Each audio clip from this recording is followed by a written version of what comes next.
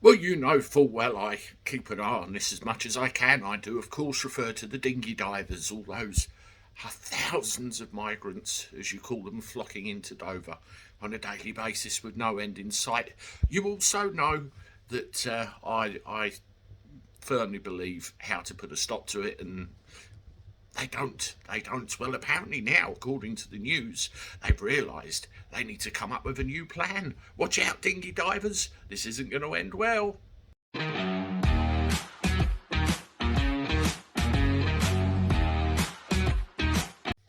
How do everybody? Welcome back to the channel for a Thursday. Hope you're doing all right. I'm not too bad. Still in the garage, still keeping in the cool, but hopefully we'll be in the car again after not too much longer. That's where the Cabby belongs, in his taxi, and hopefully that will come true very soon. Anyway, let's talk about those dinghy divers, shall we? As we know, year upon year, day after day, we get thousands of them coming across the channel, aptly aided by Border Force and the RNLI taxi service. Oh, of course, with some assistance from the French Navy. Merci, monsieur, mademoiselle, whoever else. You know the score. We talk about it enough. It's a complete and utter disaster. In my view, it's very easy stopped.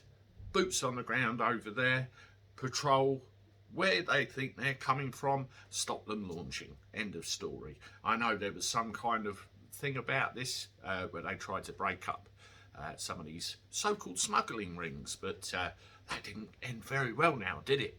Well, according to the news now, they think that they need a new plan because the whole thing isn't working. And I shall tell you what they have to say right now. There you go. Right. A new model is desperately required to secure UK borders, according to a damning report. The Independent Chief Inspector of Borders and Immigration, that's a bloody big job title, found the Home Office response to the small boats crisis is ineffective and inefficient. I wonder how much the guy gets paid every year to say that. I mean, I could have told you that, and I wouldn't have wanted anything. David Neal, who has also been critical of Home Office officials for a delay in the publication of his report, says there's now needed to be a more strategic response to what has become business as usual, a move beyond an emergency response. You're not kidding. In his 88-page report, 88 pages, the Chief Inspector of Borders said that 3 years into the small boats crisis, and that's been going on longer than that, my friend, the Home Office response exposed gaps in security procedures, leaving vulnerable migrants at risk. Vulnerable migrants.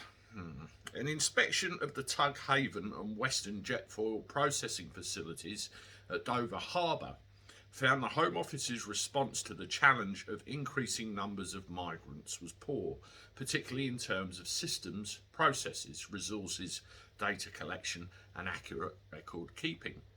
A new processing centre for migrants opened in January 2022 at a former Ministry of Defence site at Manston, Kent.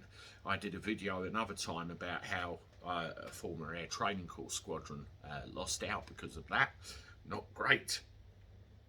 The inspectors found that 227 migrants had absconded from secure hotels between September 2021 and January 2022. And not all had been biometrically enrolled. I smell a rat there. Over a 5-week period alone, 57 migrants had absconded. Well, that's legged it in layman's terms, 2/3 of whom had not had their fingerprints and photographs taken. The report also states data, the lifeblood of decision making, is inexcusably awful. Equipment to carry out security checks is often first generation and completely unreliable. Put simply, if we don't have a record of people coming into the country, then we do not know who is threatened or who is threatening, more to the point. Mr. Neal claimed that in order to move migrants quickly through the processing centre, effective safeguarding was sacrificed because of the large numbers coming through. There lieth the problem, everybody. He wrote there was limited reflection by staff at all grades of the connection between vulnerability and security, that identifying a trafficking victim could feed the intelligence cycle and reveal intelligence about organised criminal gangs. The ability of staff to identify and safeguard vulnerable migrants was also hindered by the fact that no interpreters were used in the procedures carried out at Tughaven. The Home Office responded to the report saying, since the inspection took place, the Home Office has transferred arrangements for the reception and initial processing of people arriving by small boat across the channel. The majority of changes were implemented early in 2022, and as such the operation is now fundamentally different to what was inspected at the time. Well, they would say that, didn't they? It removes the egg off their face and tries to make them look as, well, less bad than they actually are. Now let's look at some of these key points, shall we? They're talking about migrants coming in and having to deal with the ever expanding numbers of them. Okay, so why are they coming in at the massive numbers they are? Where is the breakdown to stop those numbers, to slow those numbers? I've said it time and time again. Over the bloody channel. Stop them at source, they stop coming. Problem solved. We get our hotels back. The Air Training Corps get their old squadron headquarters back. That's shout out to 2433 and 438 as was back in the day. But one thing that I'm very, very concerned about here, they talk about identification, the need for tracking and fingerprints and digital identification. That smells to me like something being pushed in through the back door, which could affect all of us. So I think maybe we do need to keep an eye on this. Let me know what you think in the comments below. I look forward to it.